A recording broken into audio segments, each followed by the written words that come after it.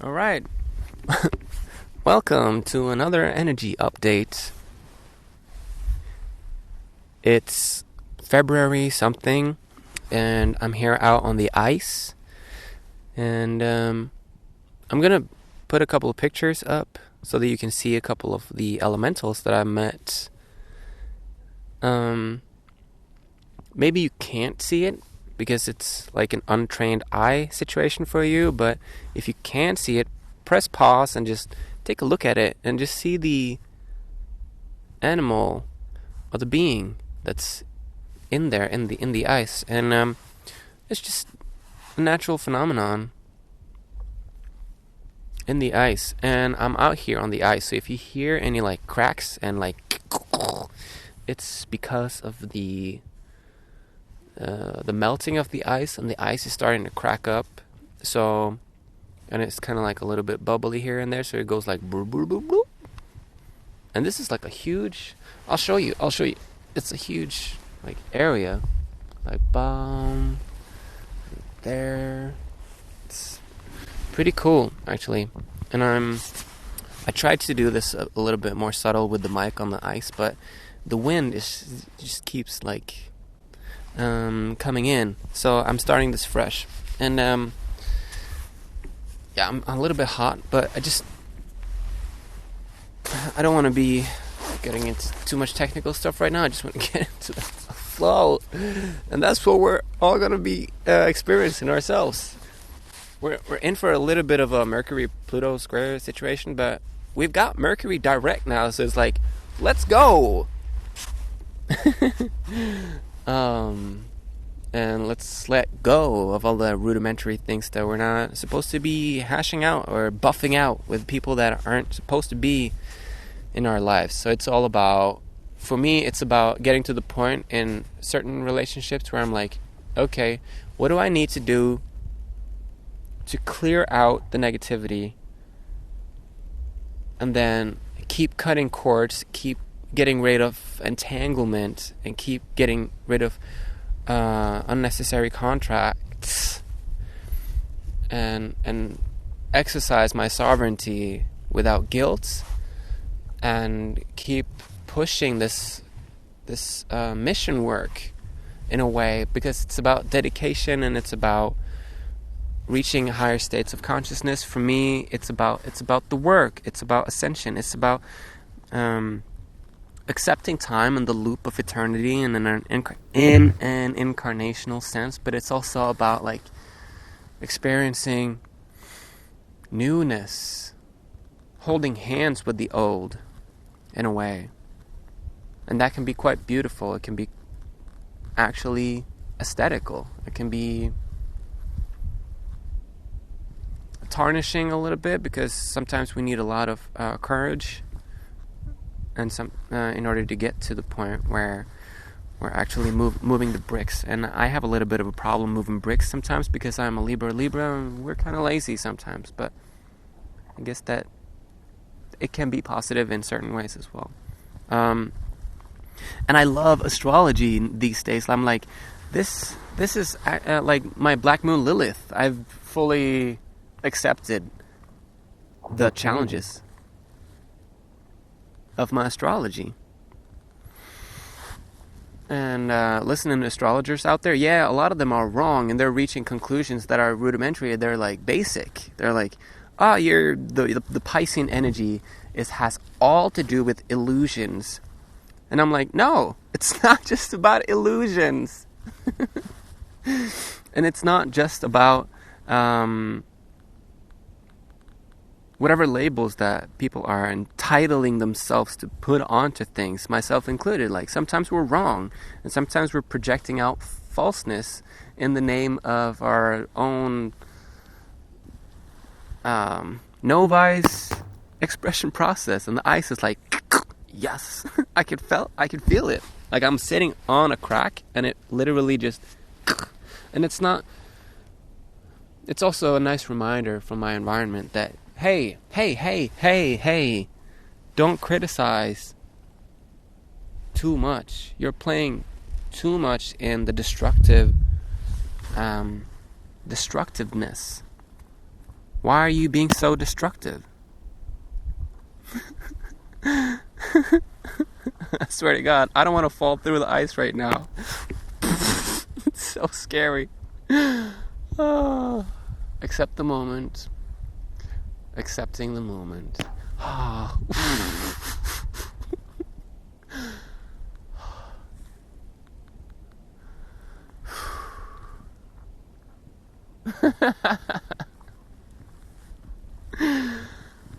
Ooh, nature is a beautiful teacher.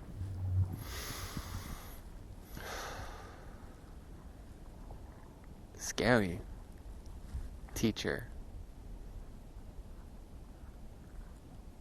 I guess it has a lot to do with getting to the point where we're like dealing with living life with our own fists clenched in our own hands and not accepting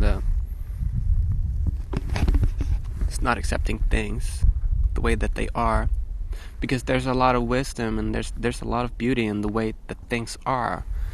And this is about my Saturnial return, because I'm 34 and I'm like, yeah, I'm gonna try and accept time. I'm gonna keep working with time, and I've been intending to do that for a long time. And accepting the system, accepting the way that things are. It's really tough. But I guess that nature don't want us to exercise solitude and aloneness and being remorseful and hateful and spread out this negative, destructive energy. Because nature is life, and life is nature, and the planet is a spherical, multi-dimensional orb that is like a dock for many realities. And we're lucky to be here, and we ought to exercise and ignite our compassion and our care and our inner light. And it's not impossible. We can be friends with nature, but it's difficult sometimes when you get to a place in nature that doesn't feel so safe. Maybe it's wise to move away from that place and maybe go to a mountaintop and talk to more benign energies, because there's such a thing as evil. Like, denial of evil is even worse, because then you have a double whammy of reality just waiting to railroad you with reality. And we do let go of so many things when we die. It's like, oh, fine, I'm gonna let go. And we're all so afraid of everything, and we all just magnetize so many distractions, like this dog in the background, for example. It doesn't necessarily, like, I like dogs, but it doesn't necessarily have to be here. It's just a part of me that's so afraid and scared of this subject, because I'm holding parasites that are now being thrown into the sun, and as I'm being healed, as I'm pulling in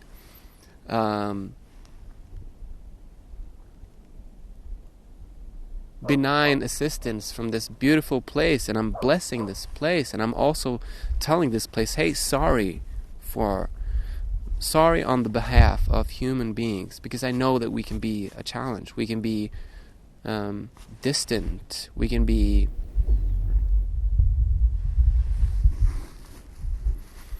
a challenge, us humans. Like, we have this incredible impact on the planet, and it's difficult for the planet to experience us. It's not necessarily the other way around. So we're powerless and we think that we're not. And this is the battle between good and evil, where we're like angels coming into a planet where there's a bunch of animals and there's a bunch of killing each other and eating each other and feeding off of each other through flesh consumption, as we absorb life force and information through this involution, evolution, baking, metamorphosizing, materializing, and then recreating and creating and co-creating. Like that's a lot of interaction. That's a lot of upgrading something that is in dying need of our respect. We are in position to respect our environment. Like we can do that.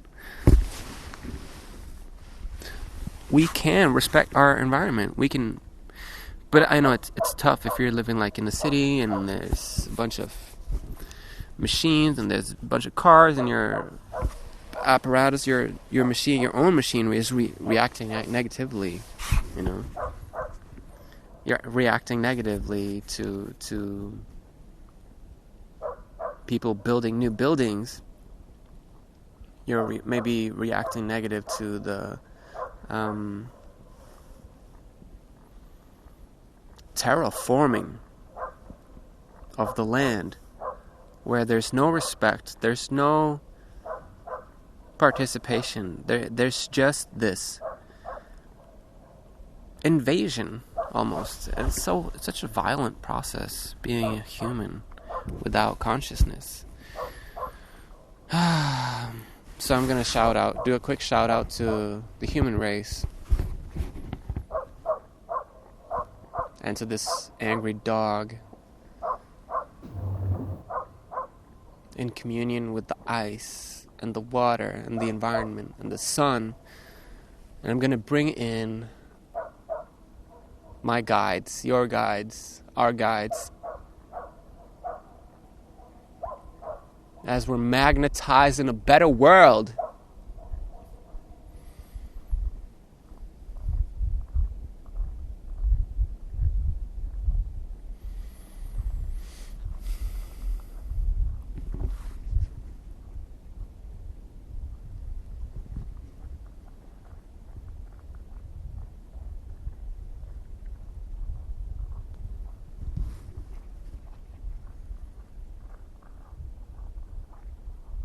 Let's magnetize a better world. I feel like this environment is kind of like spewing me out a little bit, like get out of here, get out of here.